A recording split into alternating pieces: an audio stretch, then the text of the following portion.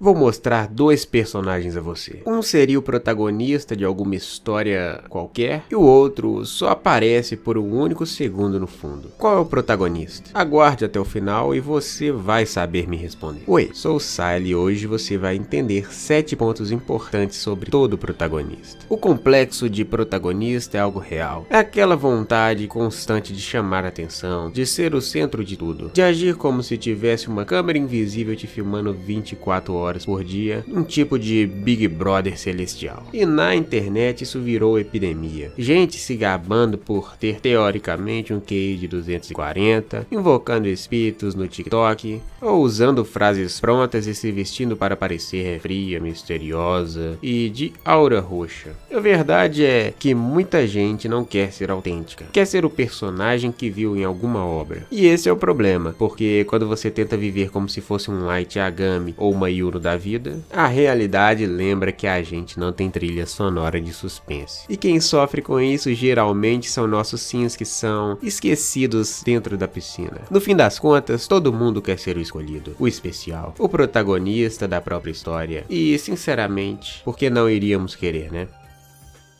Em qualquer história, o protagonista é o ponto principal de foco. Ele desde a sua concepção é desenhado para ser notado, centralizado no quadro, com detalhes e design bem chamativos, cores mais fortes ou traço que quebram um padrão de fundo. Bem, em teoria pelo menos. E por mais que não pareça, toda obra tem algum protagonista. E todos os outros personagens, tanto secundários quanto os próprios NPCs e até elementos de fundo, existem ali para reforçar a sua existência. Eles são o pano de fundo que diz que esse mundo é real, mas ele gira em torno de alguém ou alguma coisa. Mesmo em quadros de artes clássicas, o protagonismo pode ser o ponto de luz, o contraste que guia o olho. Goya fazia isso, Bernini também, e às vezes o protagonista nem é humano. Pode ser uma ideia, o significado da Torre de Babel, o grito de Munch, as espirais de Jean Didot. Você não achou que algum desses dois personagens eram os principais, né? Você provavelmente nem lembra o nome deles. Tudo gira em torno do foco emocional da obra.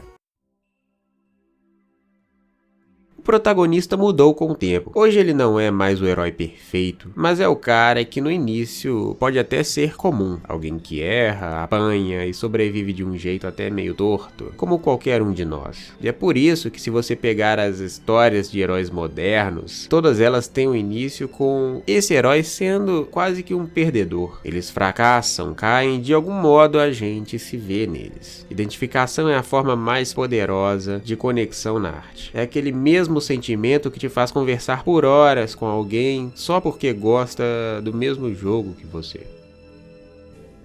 Tudo que é criado em uma obra visual existe para servir o protagonista. Louis Vane mostrava isso enquanto enlouquecia. Seus gatos mudavam com o tempo representando o sentimento do artista. Quanto mais a sua doença ficava crítica, mais seus gatos tinham características anamórficas, até praticamente virarem peças abstratas, simbolizando o reflexo do caos contido na sua própria mente de autor. As crianças chorando de Bragolin não são as protagonistas, e sim um ato do choro, que evidencia a existência de algo que tentamos descobrir através de sinais, mesmo que não tenha. Aposto que você mesmo deve ter um quadro ou outro que estava chorando quando criança, pelo simples motivo que criança chora e não precisa nem ter motivo para isso. Comediante, onde a protagonista é a ideia brilhante de colocar uma banana com uma fita colada na parede, ou o próprio ato de alguém pagar ou fazer um bando de intelectual achar que de fato pagou milhões por algo que poderia ter reproduzido de graça.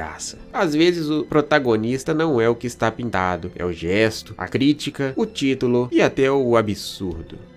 Um protagonista não existe sozinho, ele precisa de espelhos, o sidekick, o vilão, o antagonista. O Robin serve para o Batman parecer humano e ter alguém com quem conversar, fazer as perguntas óbvias que nós como espectadores temos e dar ao Batman um sentido de mestre e proteção. O Coringa serve para lembrar o Batman do que ele poderia ter sido se o apoio tivesse demorado demais ou se ele não tivesse tanto dinheiro. Se pegarmos como exemplo o livro de Coraline, ela é quase uma louca falando sozinha o tempo todo. Nos nos dando informações sobre aquele universo, e isso de certa forma até funcionou no livro. Na escrita isso é bem comum. Já no filme, a criação do Wybie foi justamente para tapar aquele vazio e dar um motivo para a nossa personagem conversar e nos dar informações importantes sem parecer que ela estava a todo momento quebrando a quarta parede. Um modo muito mais natural e intuitivo de apresentação dos elementos. Na animação, tudo acontece de uma forma a parecer que ela realmente é só uma garota, tornando bem mais críveis os acontecimentos. Ao mesmo tempo, ela tem o seu tempo de tela, sua coragem para enfrentar desafios. Ela conta com bastante ajuda ao longo do percurso e o grau de excentricidade da obra são seus visuais e músicas únicos. E não como uma garota de 11 anos ganhou sozinha uma aposta contra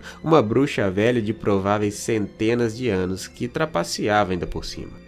A gente gosta de protagonistas falhos, aqueles que erram, matam, mentem, mas ainda assim acreditam que estão certos. Um Eren, um Light Yagami, todos com moral quebrada, mas propósitos intensos. E por essas causas, aos poucos temos vários desses conflitos internos em personagens. Famosa guerra civil, o próprio Superman, que era símbolo de perfeição, teve suas versões brutais. Guts, com sua mente caótica, resultado de um profundo trauma e sofrimentos vividos, e diversos outros exemplos.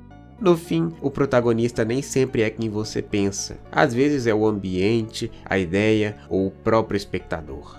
Porque toda arte é sobre o olhar, e principalmente sobre onde você está olhando. Toda vez que você escolhe onde olhar, você cria um protagonista. Cada recorte único cria um ponto de foco e o poder do artista é criar esse tipo de personagem com base em uma certa redundância. Você vê tanto aquela figura que acaba naturalizando-a como principal. E isso acontece tanto em histórias como também na vida real. Afinal, quem é o protagonista de Da Vinci? Depende de qual quadro você está falando. E justamente por isso é importante para as histórias terem bons personagens secundários, porque em algum momento eles podem precisar ser protagonistas também, quando você estiver olhando para eles. E acho que esse é um dos principais motivos para obras como Naruto clássico e Hunter x Hunter e outros serem tão aclamados. Justamente por alguns arcos de desenvolvimento de outros personagens que passam, mesmo que em menor medida, serem protagonistas em algum ponto na história. Quem aí não gostou de Gaara vs Rock Lee ou Neji vs Kidomaru? Na minha opinião, pelo menos, essas lutas são as melhores, inclusive melhor do que a luta final entre Naruto e Sasuke no final do ar. E aí, qual daqueles dois personagens era o protagonista? Bem, Hunter,